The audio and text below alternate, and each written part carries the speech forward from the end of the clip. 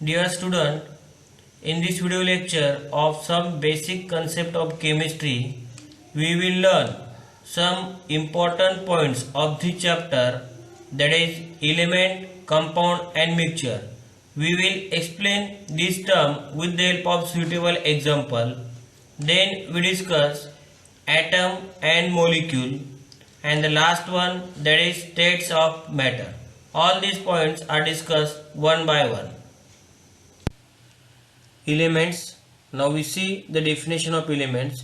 Elements are the pure substances which cannot be broken down into a simpler substances by ordinary chemical changes. The example for the elements are gold, silver, copper, etc. आता या definition मध्ये काय सांगितले बघा, elements हे काय असणार आहेत, प्युअर सबस्टन्सेस असणार आहेत. आणि अजून काय सांगितले त्यांनी, which can not be broken down into a simpler substances, म्हणजे त्यांचं ब्रेकडाऊन हे सिम्पलर सबस्टन्सेस मध्ये होणार नाही बाय ऑर्डिनरी केमिकल चेंजेस. मग अशी कोणती एक्झाम्पल असणार आहेत, तर एक्झाम्पल दिलेत बघा, gold, silver, copper etcetera. Generally जे काही मेटलची एक्झाम्पल्स आपण पाहिली तर they are the examples for elements, की त्यांचे इझिली ब्रेकडाऊन होत नाही इनटू अ सिम्पलर सबस्टन्सेस. त्याला आपण काय म्हणायचे, एलिमेंट म्हणायचे. आता पुढचा मुद्दा येतोय कंपाऊंड. कंपाऊंडची डेफिनेशन आधी बघूया. Compounds are the pure substances which can be broken down into a simpler substances by ordinary chemical changes. In a compound, 2 or 3 elements are combined in a fixed proportion. आता या ठिकाणी बघा definition मध्ये काय सांगितले, exactly एलिमेंटच्या विरुद्ध ही definition दिलेली बघा. कंपाऊंड्स हे काय असणार, it is also the pure substances. फक्त बदल काय असणार आहे, which can be broken down. इथं काय होतं, which can not be broken down. Element जेव्हा डेफिनेशन आपण एलिमेंटची बघितली तर त्यामध्ये लक्षात आलं तुमचं की इथं which can not be broken down into the simpler substance. पण कंपाऊंड मध्ये काय असणार आहे, they can be broken down into a simpler substances by ordinary chemical changes. अशी जे काही सबस्टन्सेस असणार आहेत त्याला आपण काय म्हणतो, कंपाऊंड म्हणतो.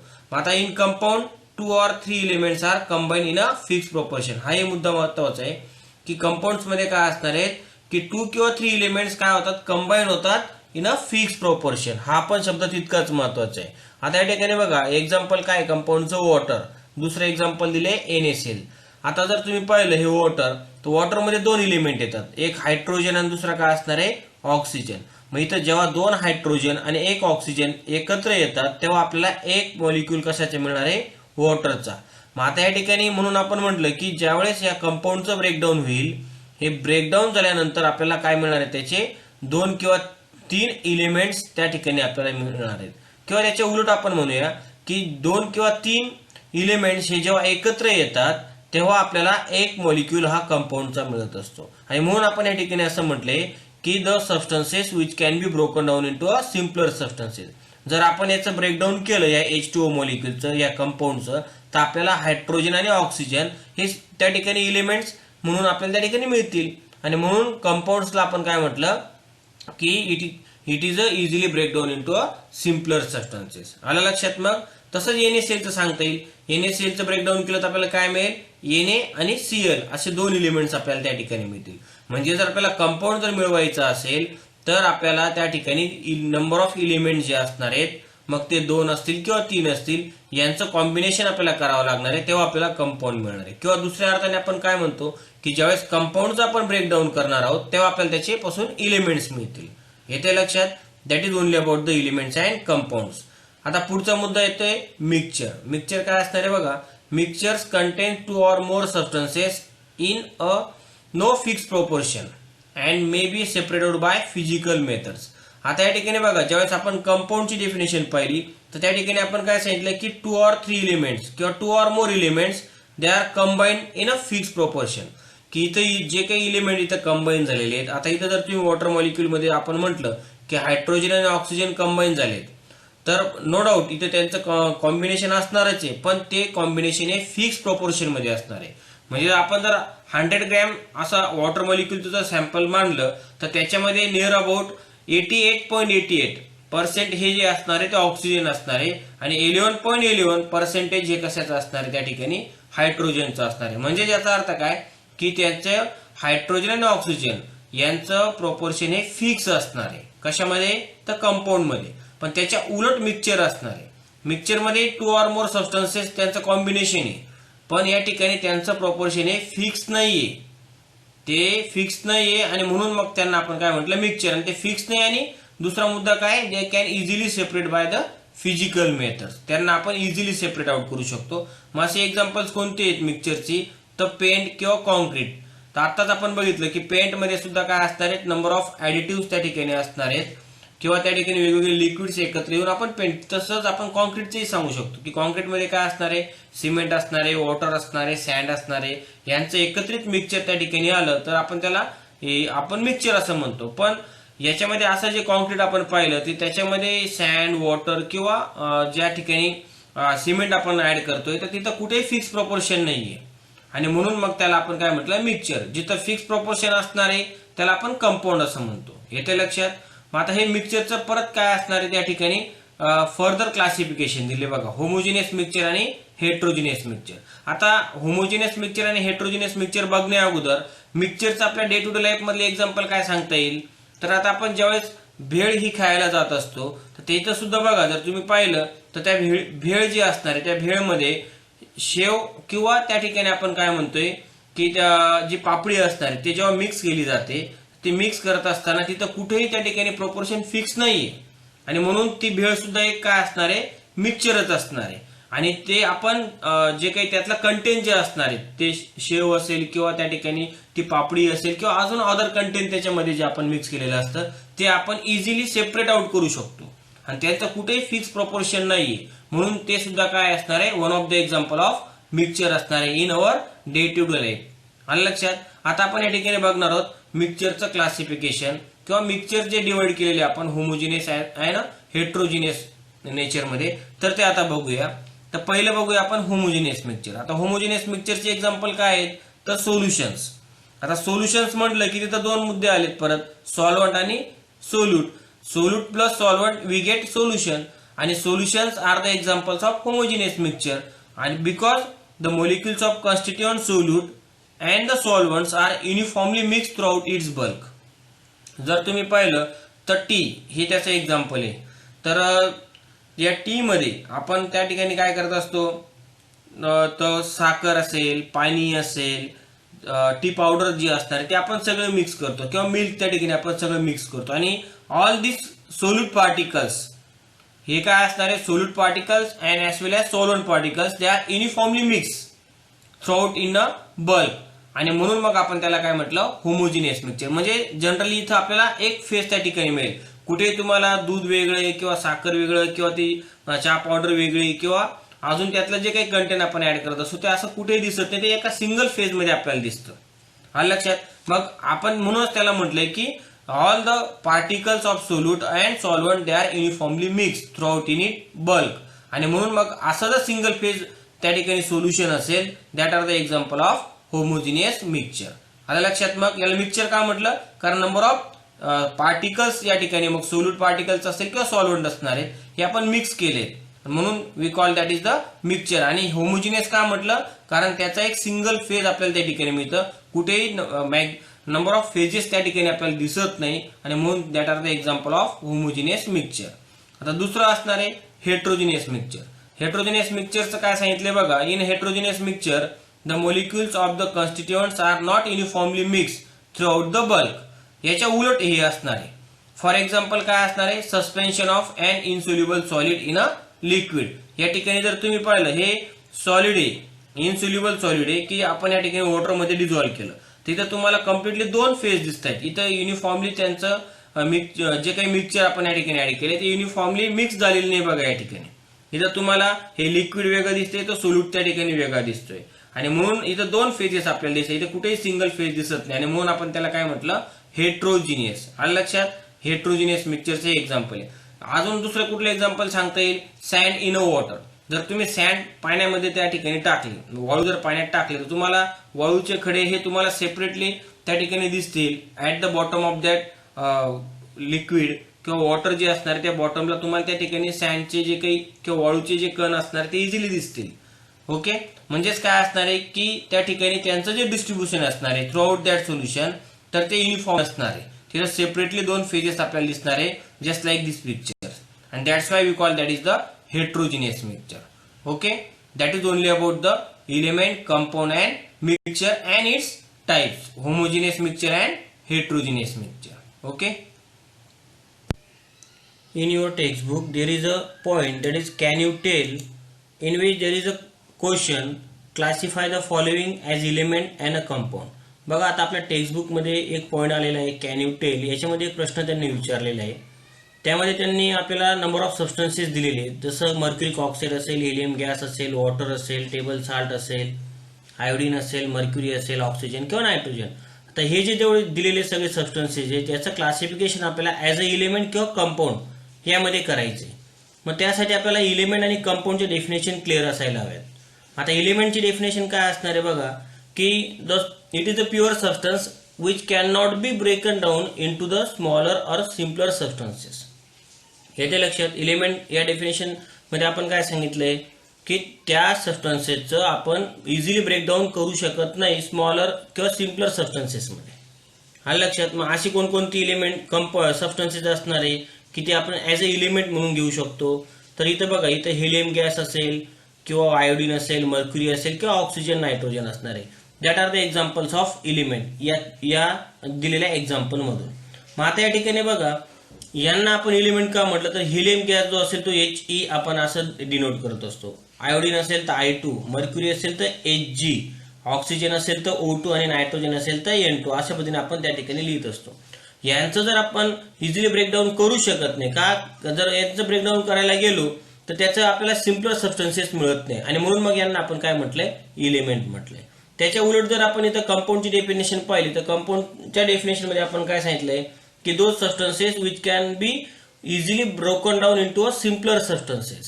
जर तुम्ही पाहिलं तर मर्क्युरिक ऑक्साईड जो असेल याचं इझिली ब्रेकडाऊन केलं तर मला या ठिकाणी मर्क्युरी आणि ऑक्सिजन म्हणजे Hg आणि ऑक्सिजन हा आपल्याला सेपरेट आउट करता येईल. तसं वॉटरचं जर पाहिलं तर H2O हा त्याचा फॉर्म्युला आहे, तर मग H आणि O असे दोन आपल्याला सेपरेट आउट करता येईल, म्हणजे यांचं ब्रेकडाऊन इझिली पॉसिबल आहे. तसंच टेबल साल्ट, त्याला कॉमन साल्ट किंवा सोडियम क्लोराईड आपण म्हणतो, त्याचे आपण ब्रेकडाऊन केलं तर तिथं तुम्हाला Na+Cl असं त्या ठिकाणी दोन एलिमेंट्स आपल्याला मिळतात. आणि म्हणून आपण म्हटलं की हे जे असणार आहे that are the examples of compound. आलं लक्षात. या प्रश्नामध्ये जे दिलेले एक्झाम्पल त्यातले हे काय असणार आहे, कंपाऊंड्स असणार आहे. लक्षात येते. मग त्यानंतर पुढचं मुद्दा आलेला आहे ऍटम. ऍटम काय असणार आहे बघा, it is the smallest or ultimate particle of the element. आणि मोलिक्यूल जर पाहिलं तर it is the smallest or ultimate particle of the compound.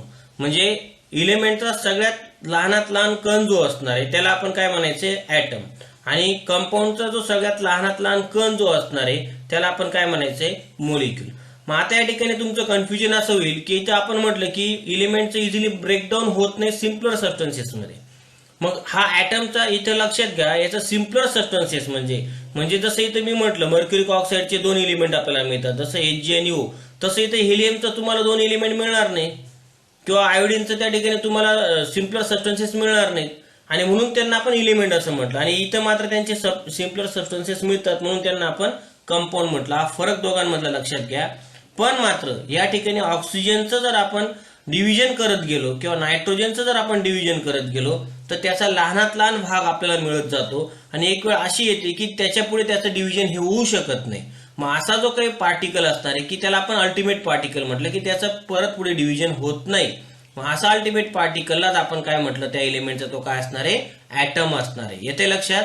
आणि हेही लक्षात घ्या की ऍटम आणि इलिमेंट या दोघांच्याही प्रॉपर्टीज ह्या सिमिलर असतील, म्हणजेच काय असतील, सारख्या असतील. कारण इलिमेंटचाच तो काय असणार आहे, स्मॉलेस्ट पार्टिकल असणार आहे.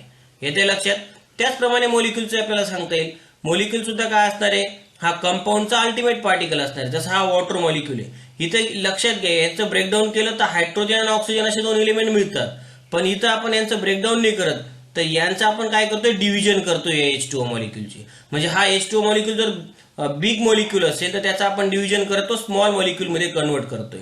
आणि मग तो स्मॉलेस्ट पार्टिकल मध्ये जेव्हा आपण कन्वर्ट करतोय तर त्या स्मॉलेस्ट पार्टिकलला की आपण काय म्हटलंय, मोलिक्युल. म्हणजेच काय की जर सपोज आपण याचं डिव्हिजन करत गेलो तर डिव्हिजन करत गेल्यानंतर आपण याच्यात लहानात लहान कण मिळत जातो, तर एक वेळ अशी येते की त्याच्या पुढे जाऊन आपण डिव्हिजन करू शकत नाही. मग ती जी काही सिच्युएशन असणार आहे त्या कंपाऊंडची, तर तो त्याचा अल्टिमेट पार्टिकल असणार आहे, आणि त्या अल्टिमेट पार्टिकललाच आपण काय म्हटलंय, मोलिक्युल म्हटलंय. येते लक्षात. मग मॉलिक्यूल आणि कंपाऊंड यांच्या प्रॉपर्टीज पण काय असणार आहेत त्याच वेळेस मग सारख्या असणार आहेत, हे लक्षात घ्या. जसं वॉटरचा हा जो काही त्या ठिकाणी कंपाऊंड असेल याच्या ज्या प्रॉपर्टीज असणार आहेत तेच त्याच्या मॉलिक्यूलची प्रॉपर्टी असणार आहेत, हे ते लक्षात. त्याप्रमाणे तुम्हाला ऍटम आणि मॉलिक्यूल हे 2 पॉइंट एक्सप्लेन करता येतील. त्यानंतर पुढे अजून एक मुद्दा आलेला आहे. When 2 or more atoms of same or different elements are combined, the molecule of a compound is obtained. आता या ठिकाणी बघा की जर मी असं म्हटलं की 2 हायड्रोजनचे ॲटम एकत्र आले तर या ठिकाणी मला एक मॉलिक्यूल जो असणार आहे तो हायड्रोजनचा मिळतो. म्हणजेच काय की 2 सेम ॲटम एकत्र आले तर एक मॉलिक्यूल आपल्याला हायड्रोजनचा मिळतो. इथंच तसंच ऑक्सिजनचा आपल्याला सांगता येईल. जर 2 ऑक्सिजनचे ॲटम एकत्र आले तर एक मॉलिक्यूल ऑक्सिजनचा मिळेल. इथं लक्षात घ्या, जर मी ॲटमच्या ऐवजी शब्द जर एलिमेंट वापरला तर या ठिकाणी तुम्ही मॉलिक्यूलच्या ऐवजी काय वापरायचंय तर कंपाऊंड हा शब्द वापरायचा आहे, येते लक्षात. म्हणजे ज्यावेळेस 2 एलिमेंट एकत्र येतात त्यावेळेस मला या ठिकाणी एक मॉलिक्यूल हायड्रोजनचा मिळतो किंवा एक कंपाऊंड हा हायड्रोजनचा त्या ठिकाणी मिळतो. ज्यावेळेस 2 हायड्रोजन एकत्र येत आहेत, 2 हायड्रोजन ॲटम एकत्र येत आहेत त्यावेळेस एक मॉलिक्यूल मला हायड्रोजनचा मिळतो, येते लक्षात. तर याप्रमाणे तुम्हाला, किंवा जर मी म्हटलं की डिफरंट ॲटम्स, आता डिफरंट ॲटम जर तुम्ही पाहिलं तर इथं 2 हायड्रोजन हे सेम आहेत पण ऑक्सिजन हा वेगळा आहे. मग असं जर आपण पाहिलं की या ठिकाणी 2 हायड्रोजन एक ऑक्सिजन एकत्र आले, कंबाईंड झाले, तर तुम्हाला एक मॉलिक्यूल जो असणार आहे किंवा एक मॉलिक्यूल किंवा एक कंपाऊंड जो असणार आहे तो तुम्हाला त्या ठिकाणी मिळणार आहे, येते लक्षात. तसंच तुम्हाला CO2चं पण एक्झाम्पल गेली तरी सुद्धा काय, एक कार्बन 2 ऑक्सिजन आहेत. जर हे 3 जे काही मॉलिक्यूल्स असणार आहेत किंवा हे 3च ज्या ठिकाणी ॲटम जर एकत्र आले तर आपल्याला एक मॉलिक्यूल हा CO2चा त्या ठिकाणी मिळत असतो. That is only about the atom, molecule and their explanation. Okay. States of matter. Before we discussing states of matter we'll discuss the meaning of matter or definition of matter. तर आपण states of matter हा मुद्दा अभ्यासण्या अगोदर matter म्हणजे काय हा point आपण बघितलेला आहे. Matter is nothing but anything which occupies a space and has a mass. की अशी कुठली वस्तू की ज्याला वस्तुमान आहे आणि ती जागा व्यापते त्याला आपण काय म्हटलं, मॅटर.